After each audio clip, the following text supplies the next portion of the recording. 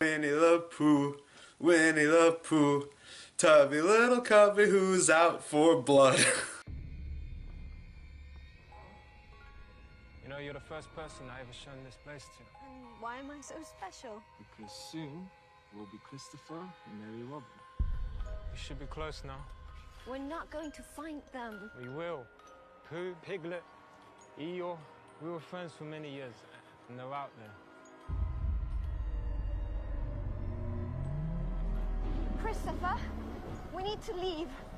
Now. I really need to find out what's happening there, okay?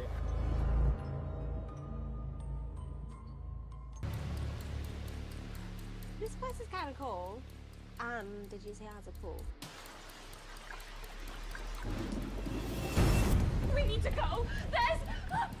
There's... Laura's dead. There's someone else outside. What was that?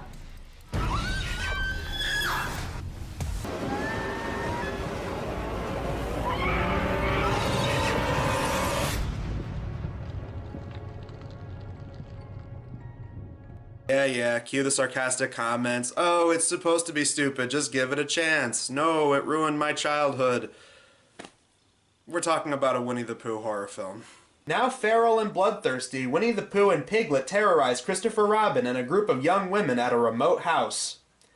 And it has 4.7 out of 10 on IMDb. For what it's worth, I was so totally on board with using this as the opening synopsis.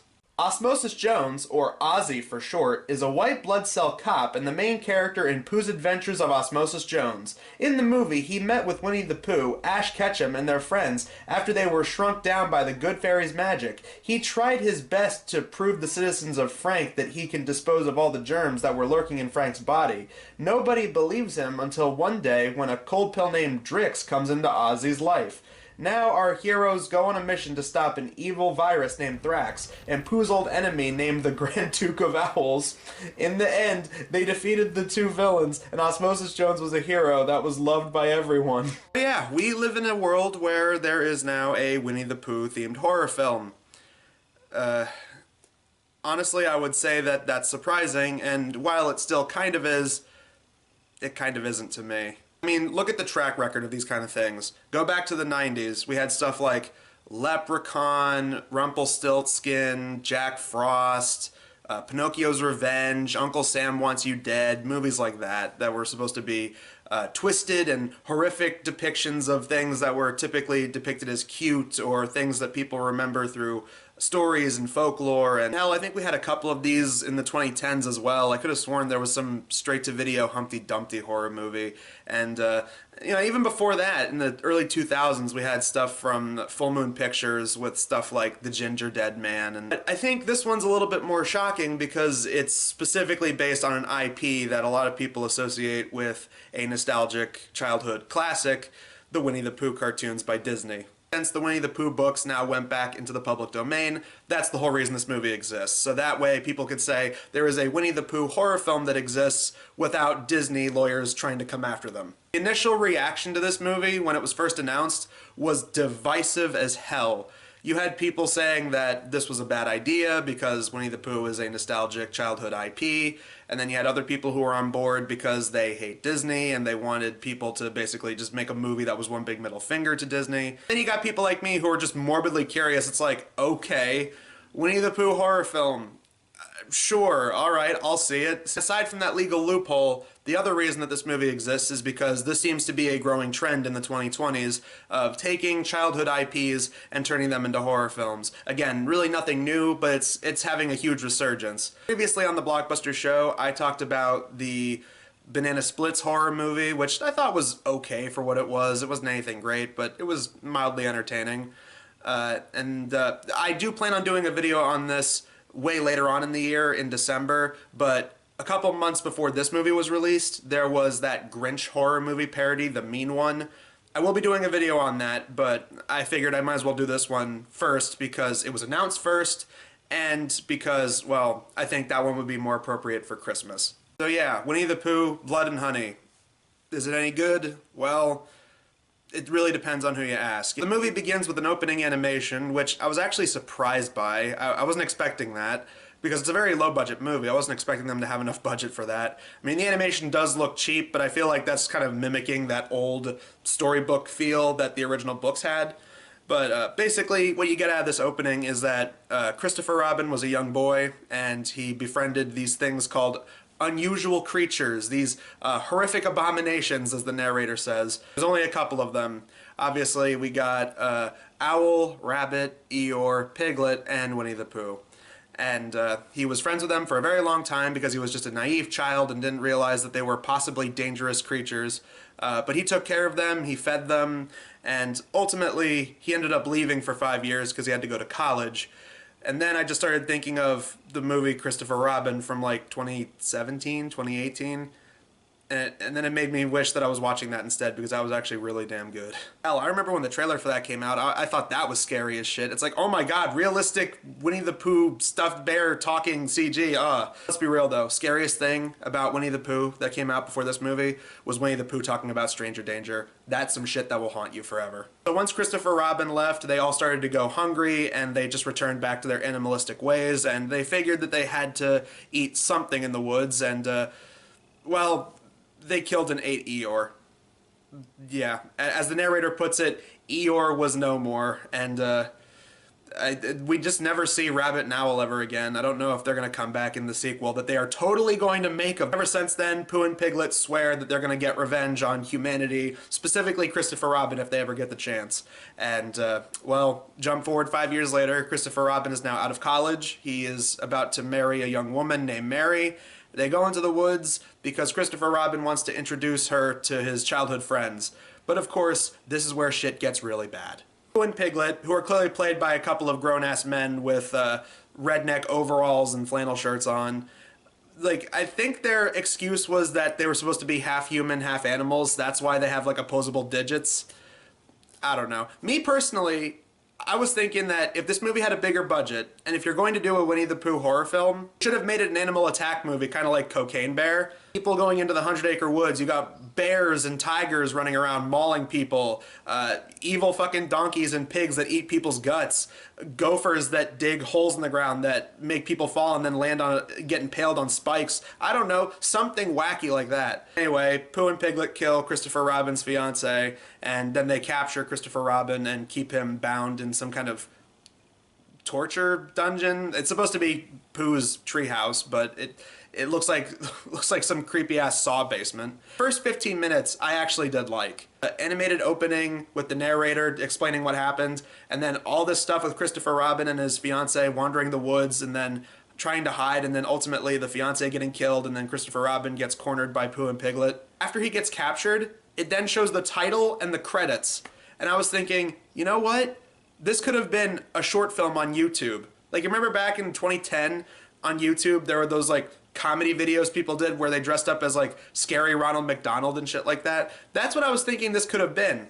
But then the rest of the movie happens. After that, it becomes your garden variety slasher film as a group of young women are staying at a vacation house that happens to be right near the woods, so Pooh and Piglet end up wandering and they discover them, and slowly, one by one, the women get killed or kidnapped, and eventually they come across Christopher Robin. That was the thing that kind of irked me, because I was like, okay, first 15 minutes, have it be that they want to get revenge on Christopher Robin.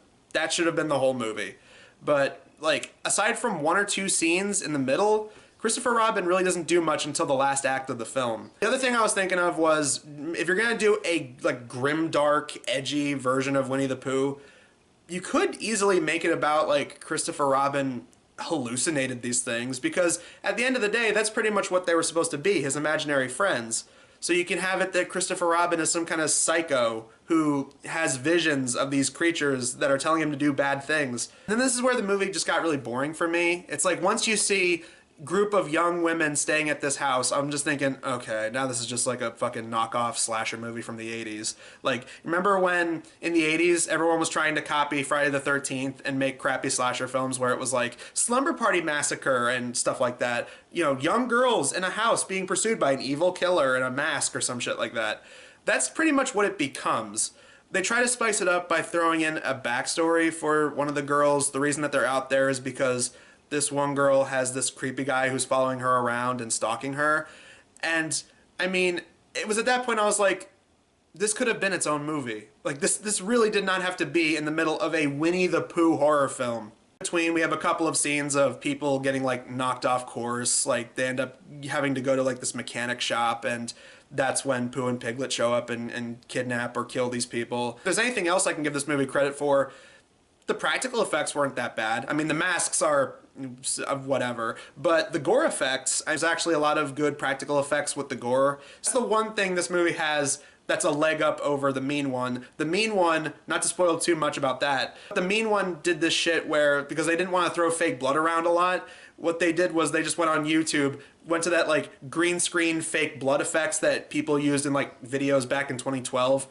Yeah, that movie was so cheap it couldn't even use fake blood. This movie at least went the full mile and had some pretty decent gore effects. One of the few scenes in the middle of the movie that has Christopher Robin trying to barter with Pooh, they have a very brief flashback scene, and they actually have a little kid actor saying, you know, pulling an old Christopher Robin, like, oh, silly old bass, stuff like that. And I love how they try to have this, like, kind of charming shot of, like, a flower with a bumblebee, and then you see, like, Pooh behind it, and he's actually wearing a red t-shirt, but they put it in such soft focus because they didn't want to show the mask was really fucking creepy at that point. So, I don't know, that's some about that got a laugh out of me. And Pooh just, you know, snaps back to his senses and fucking, like, smashes a bunch of shit off of a table and throws a chair. Yeah, scattered in between some of the killing scenes, we get a lot of scenes with these young women at this house. They try to make it like, oh, we're not going to go on social media all weekend, we're just going to try and relax. And obviously that's going to go belly up when the two psycho furries show up. That was one thing that was just kind of like, oh, was that a plot point that was supposed to be important? Because they have this whole thing where when they first see Pooh and Piglet outside their house, they're like, oh no, it must be your stalker.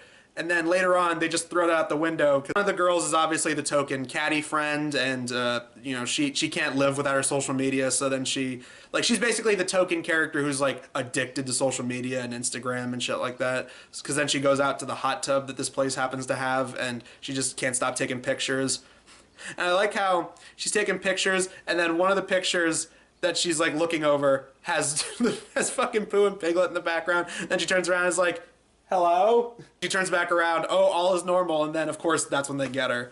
And, like, how they kill her is pretty fucking graphic. I mean, the whole movie, like, the death scenes in this movie are actually really fucking graphic, but this one was, like, one of the, like, more interesting deaths in the movie, because, like, they tie her up, and they're about ready to run her over. And that was, like, one of the few scenes where it's, like, they show Pooh in the car, just revving his engine, like, looking at Piglet, like... And I was like, okay, that's just funny. Like that's the shit in the movie where I'm like, okay, now that's just making me laugh. And that's clearly what they were intending to do. Let's be real. They were not making this movie wanting it to be a masterclass of horror cinema. They knew that this was going to be a dumb fucking movie. They try to do a whole power goes out thing. They try to do some Scooby-Doo shit where they all split up and try to throw them off, which is not a good idea. When will people in horror films stop fucking doing that? It's not smart. But they end up splitting off, and slowly, one by one, like one girl ends up getting knocked out in a pool that's in the house. Slowly but surely, most of them either die or end up getting kidnapped and put into their torture treehouse, along with Christopher Robin. One of them gets kidnapped, and then like at least two or three of them, I started losing track of which one. The main girl, who's supposed to be the one who has the stalker story, she's basically the final girl. That's not a spoiler because it's pretty obvious. To think of it, she's more of the main protagonist because I think she has more screen time than Christopher Robin does, but whatever. But one of their friends gets taken. They also established earlier on there was this woman who got sidetracked on the road and she had to stop at the mechanic's shop. And that was when Pooh and Piglet got her. And so she's like trapped in their basement. The lady just does this big exposition dump on, no, there are these humanoid creatures that live in the woods and they hate humanity. And how the hell does she know that? Because apparently she heard them talking. But it's like, at the beginning of the movie, they said they took a vow of silence and that they would never speak again because they want to reject humanity and return to monkey. This woman is really pissed. So she wants to get revenge on these things. So what she does is she ends up knocking out Piglet, chaining him down, and killing him. This pisses off Pooh, so he kills her. And again, one of the really graphic fucking deaths in this movie. He like rams a knife all the way through her mouth to the back of her neck. Like I said, the gore effects in this movie, for a low-budget film, actually kind of impressive. But yeah, so she's dead, and then they're able to get Christopher Robin out of there. So, but they end up splitting off with him. The girls end up making a break for it out of the woods. They come across some of the mechanics we saw earlier who are driving a truck in that area. And there's this whole scene where, like, it felt like something out of one of the Halloween sequels, like one of the original ones, like Halloween 4 or 5, where they're like, help, help, there's a killer after us, he's right there. And so, like, these big burly mechanic guys who, I believe those actors were British, like the rest of them, because this was made in the UK. But I could have sworn these guys were trying to do Southern accents. Like, they're all dressed like stereotype Southerners. They're like, what you doing, boy? Why are you picking on them young girls like that? You have to go through us. And then they pull out, like, chains and brass knuckles, and you know that the big fucking bear man is going to kill them, and he does. And, like, 2 deaths in the movie actually deal with bees. Like, apparently Pooh can just summon bees. I don't know, maybe Pooh made peace with the bees, because back then he used to be scared of them, but now that he hates humans, he figures the enemy of the enemy is my friend, I guess. Yeah, Pooh kills the mechanic guys. The girls are able to get into the truck and they drive off, but Pooh ends up getting on top of the truck, and they try, like, speeding through the woods to try and shake him. That was one of the lamer effects in the movie. They're clearly trying to have this truck driving around through the woods, but it's pretty clear that they're just blowing, like, a fake fog machine with fans to try and make it look like it's actually driving and moving, but it clearly isn't. End up crashing the truck. Pooh gets back up immediately. He kills one of the 2 girls by decapitating her. Like, he just holds up her severed bloody head and throws it at the car windshield. And that's when Christopher Robin shows up, and we get the ending where he tries to talk to Pooh sentimentally and says that he'll stay with him forever and he'll take care of him and he'll try to make up for what he did wrong. And then the one time we get to hear Pooh talk, he sounds like Dr. Claw. He says one thing in this whole movie and he goes, "You left." And then he just starts stabbing the girl a bunch, and then Christopher Robin runs off into the woods, and then it just goes to credits. I'll get you next time, Christopher Robin. Next time. Like I said earlier, they want to make a sequel to this. They're talking about doing it. Apparently after the credits, I turned the movie off long before that, but apparently in the credits they actually say Winnie the Pooh will return. And I don't think it's getting a straightforward sequel. I think it's playing into that Bambi horror movie that they want to make. Because, yeah, if you didn't know about this, they want to do a Bambi horror film and a Peter Pan horror film. And it's all going to be one big cinematic universe. Overall, like I said at the beginning of the video, it really depends on who you ask. If you're one of these people that says that this is going to ruin your childhood, then by all means stay the fuck away from this movie, because, yeah, I mean, just by the opening alone, the fact that they killed Eeyore, you're probably going to hate it just based on that. If you're going into this expecting it to be like a so bad it's good classic, there's some so bad it's good stuff in there, but I think that the really funny bad stuff doesn't ramp up until like the 3rd act of the movie. Like I said, there's some interesting cinematography and, you know, some impressive like low budget gore effects, but other than that, like I said, I was mostly impressed with the first 15 minutes, and if it was a short film, I probably would have been a little bit more impressed with it. Because it's like, oh wow, like for a low budget 15-minute horror short on YouTube, like that's kind of neat. But as a full movie, like my biggest issue, like a lot of other people who talked about this movie have said, like when it diverges away from Winnie the Pooh horror and it just goes into like, you know, these generic new one-off characters, that was when the movie just became really uninteresting to me. If you want to watch it out of sheer morbid curiosity, I'd say watch it at least once and come to your own conclusion. Do not go into it expecting masterclass horror cinema, because it is not. It knows it's stupid. It's pretty aware of that. Yeah, it really depends on who you ask. Well, that does it for Blockbusters show this month. Look forward to 3, maybe 4 new videos next month. It's going to be primarily just the typical fodder of bad movies, but you can also expect the first anime review for Blockbuster show next month. We're going to be doing the first anime review for the series. But until then, guys, I'm Am Sykes of the Blockbuster show, and we will see you guys in the next video. He first appeared in Pooh's Adventures in Breaking Bad, in which he helped Pooh overcome his meth addiction.